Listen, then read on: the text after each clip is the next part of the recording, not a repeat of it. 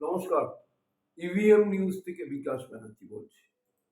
আপনাদের সকলকে শুভেচ্ছা, ভালোবাসা। যে এই বিষয়টি নিয়ে বলতে এলাম, অনেক চ্যানেলই বলেছে, অনেক ইউটিউব চ্যানেল এই বিষয় নিয়ে নিশ্চয়ই বলেছেন। এবারের নির্বাচন ২১ সালের বিধানসভা নির্বাচনের মতোই দেখছি। নানাভাবে একটা হাওয়া কলুষিত হওয়ার একটা সম্ভাবনা দেখা দিয়েছে। আমি এখনো পর্যন্ত কোনো দলের মহিলা প্রার্থীর নামে, আমি সেই মহিলা প্রার্থীকে পছন্দ নাও করতে পারি, সেই দলকে পছন্দ না করতে পারি, আপনারা ঠিক ধরেছেন, আমি মহুয়া মৈত্রর কথা বলছি। তিনি একজন মহিলা, তিনি একজন মহিলা সাংসদ। আমাদের কাছে খুব অবাক লেগেছে যে বাংলায় এই সংস্কৃতিটা ছিল না।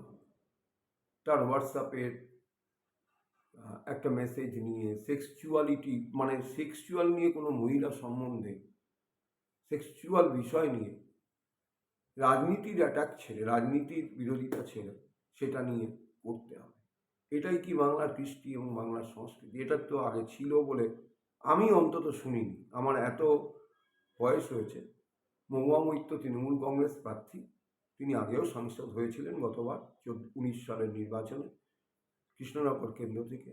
এবারে একজন রাজ পরিবারের বধূ, ভারতীয় জনতা পার্টির প্রার্থী, এবং ওখানে সিপিআই যে প্রার্থী দিয়েছে তিনিও কিন্তু খুব ঝাঁঝরের প্রার্থী বলেই জানি।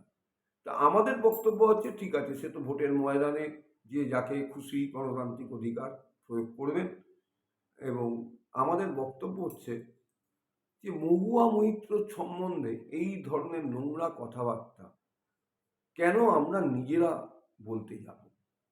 এটা খুব অনেকের কাছে, অনেক মানুষের কাছে ভীষণ দৃশ্য লাগছে। একজন মহিলা, অবশ্য পশ্চিমবঙ্গের এই কালচারটা হয়েছে। কে বারমুডা পরে মুখ্যমন্ত্রীকে বেরোতে বলছে, কে মহুয়া মৈত্রীর সেক্সুয়াল লাইফ নিয়ে আলোচনা করছে, এবং বড় বড় যাদেরকে আমরা তথাকথিতভাবে গর্দি মিডিয়া বলছি, তারাও এই আলোচনাটা করছে।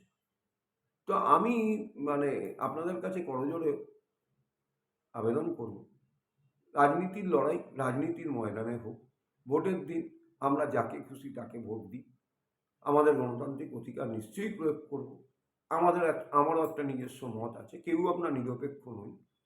আমরা সবাই বলি, অনেকেই বলেন আমি নিরপেক্ষ, আমি রাজনীতি যদি বুঝি, কিন্তু কেউ আমরা বোধহয় ঠিক নিরপেক্ষ নই। যারা নোটাতে ভোট দেন তারা একটা পক্ষ নিলেন, কিন্তু যে আমরা ভোট দেব না এই পক্ষের লোক, আমরা কাউকেই ভোট দেব না। কাজে কেউ অন্তত সেই অর্থে নিরপেক্ষ না। নিরপেক্ষ লোক কিন্তু ভোট বাক্সেই যাবে না, ভোট দিতেই যাবে না। তারা কাউকেই নোটাকেও সমর্থন করছে না। এখন নোটাতে, মানে নোটাটার সমস্যা কি করে, ধরুন আপনারা সবাই মিলে 20% লোক নোটায় ভোট দিয়ে দিলেন। এই গণতন্ত্রে সরকারও থাকবে, সরকার বিরোধিতাও থাকবে। তা না হলে গণতন্ত্র মজবুত হয় না বলেই এতদিন শুনে এসেছি, এবং আমারও ধারণা তাই। তো সেখানে আপনার দেখা গেল যে বিরোধী পক্ষ খুব বাজে কাজ করছে, বা সরকার পক্ষ বাজে কাজ করছে। নোটায় ভোট দেওয়া মানে কি হলো? আপনারা সেই বাজে পক্ষটাকেই কিন্তু মানে রেজিস্টার করলেন। ধরুন আপনাদের ভোটটা যদি তখন সরকার পক্ষ পেত, সরকার পক্ষ কিন্তু তাদের নিজেদেরকে সংশোধন করার সুবিধা পেত। আবার হয়তো আপনারা সরকারি কাজ পছন্দ করছেন না, বিরোধী পক্ষ সেখানে খুব ভালো মানুষের পাশে গিয়ে দাঁড়াচ্ছে, মানুষের কথা বলছে, সেইটা মনে হয় আমাদের ওটা নোটাতে গেলে অভাব পড়ে যায়। এটা আমার ব্যক্তিগত মতামত, আমি এটা আপনাদের প্রভাবিত করছি না, কিন্তু এটা আমার ব্যক্তিগতভাবে মনে হয়েছে। তাই যে যার জায়গায় সঠিকভাবে ভোট দিন, এবং নারী সংরক্ষণের কথা আমাদের দেশের সরকার বলেছেন। নারী সংরক্ষণ, মহিলাদের সংরক্ষণ, নারী সংরক্ষণে মহিলাদের সংরক্ষণ, প্রত্যেক দলেরই মহিলা প্রার্থীদের সংরক্ষণের কথা বলা হয়েছে। কেন বলা হয়েছে?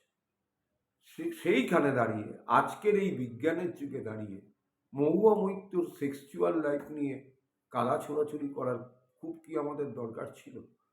এইটা আমার কাছে খুব খারাপ লেগেছে বলে আপনাদেরকে বললাম। আপনারা মার্জনা করবেন। আমি কোনো দলেরই মহিলাকে, আমারও নিশ্চয়ই একটা পক্ষ আছে, আমি কোনো পক্ষকে নিশ্চয়ই সমর্থন করি। কিন্তু অন্য পক্ষে যদি কোনো মহিলা প্রার্থী হন, তাকে অন্তত আমি কোনোদিন মানে একটা তার সম্বন্ধে সালার শটাও বলিনি। তিনি তা মনে করেছেন সেই দলের প্রার্থী হয়েছেন, বা সেই দল মনে করেছে সেই দলের প্রার্থী হয়েছেন। কিন্তু সেই মহিলার সেক্সুয়াল লাইফ কী, সেই মহিলার ব্যক্তিগত লাইফ কী, পার্সোনাল লাইফ কী, এটা নিয়ে কেন আমি কথা বলতে যাব? এটা এটা আমার মনে হয়েছে, এটা আমার শিক্ষা। আমি মনে করি বাংলার শিক্ষা, সংস্কৃতি, কৃষ্টি, পরম্পরা অত্যন্ত মহান, যা দেখে আমরা বড় হয়েছি। আমাদের ভবিষ্যৎ জেনারেশন, ভবিষ্যৎ প্রজন্ম কী শিখছে এগুলো দেখে, এটাই আমার আবেদন। করজোড়ে এগুলো যারা করছে তাদেরকে বিরত করুন এবং এর পক্ষে অন্তত রুখে দাঁড়ান। নারী এটা কি বলবো আর, স্বামী বিবেকানন্দর কথা, পুণ্যভূমি মাতৃভূমি এই ভারতবর্ষ। তো যারা আজকে বলছেন যে মুসলিমরা বেড়ে যাচ্ছে, হিন্দুরা কমে যাচ্ছে, কোনোদিন এটা সম্ভব নয়। এটা পুণ্যভূমি মাতৃভূমি ভারতবর্ষের দেশ। এটা স্বামী বিবেকানন্দের কথা, এটা আমার আপনার মতো সাধারণ মানুষের কথা না। তো তিনি যে যুগে বলেছেন সেই যুগ থেকে কিন্তু ভারতবর্ষ এবং আমরা ভারত মাতার সবাই সন্তান, সেটা আমরা সবাই বলি। একজন ভারতীয় জনতা পার্টির লোক বলছে ভারত মাতা কি জয়, আমরাও কিন্তু ভারত মাতা কি জয় বলি, কেন আমরা ভারত মাতার সন্তান। সুতরাং প্রত্যেক নাগরিকের সমান অধিকার আছে।